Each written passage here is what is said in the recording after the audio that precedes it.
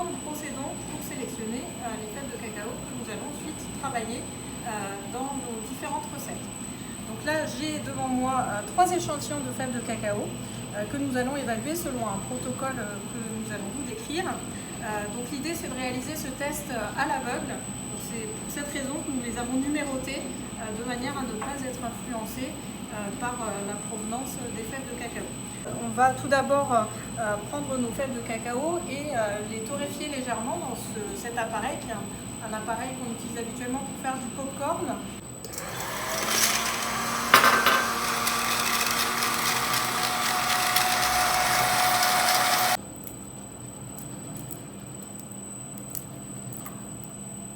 Donc là, on vient de chauffer très légèrement nos fèves de cacao. Le but, c'est de permettre un épluchage plus facile et également d'exhaler les arômes de la fève de cacao. Donc on a nos fèves qui se présentent de cette manière-là, qui sont donc épluchées.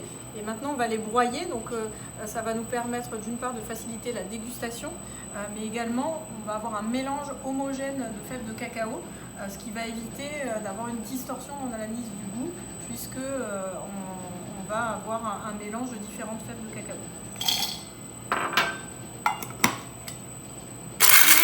Voilà, donc nous avons réduit en poudre nos fèves de cacao.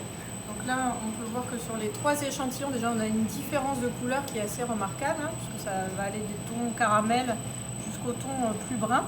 Et donc là, nous allons déguster complètement à l'aveugle. Donc pour cela, je vais commencer par goûter la fève de cacao sans rien y ajouter.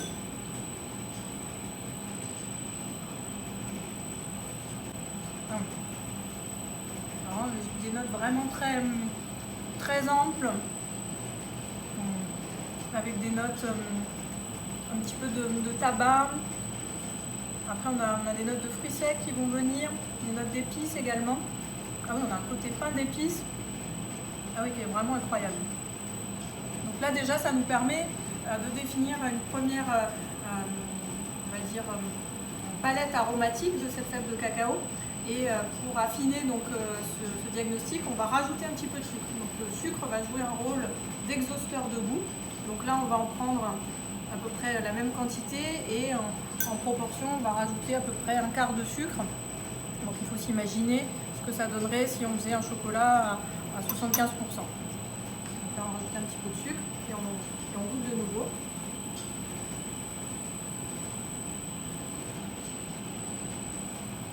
Ouais, donc là, ça révèle vraiment les arômes qu'on avait déjà à la première dégustation.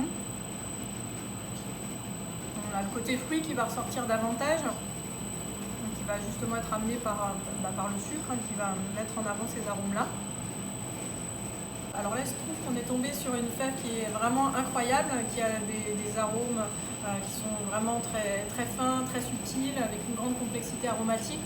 Donc évidemment, ça fera un chocolat excellent, mais on cherche également à détecter d'éventuels défauts. Donc là, il n'y en a pas, mais on pourrait avoir des amers qui ne sont pas très agréables, des notes un petit peu moisies, et puis après, il y a carrément des notes aromatiques qui sont très désagréables. On peut avoir une sensation un peu de pourriture, donc évidemment, ces fèves-là, on va tout de suite les éliminer.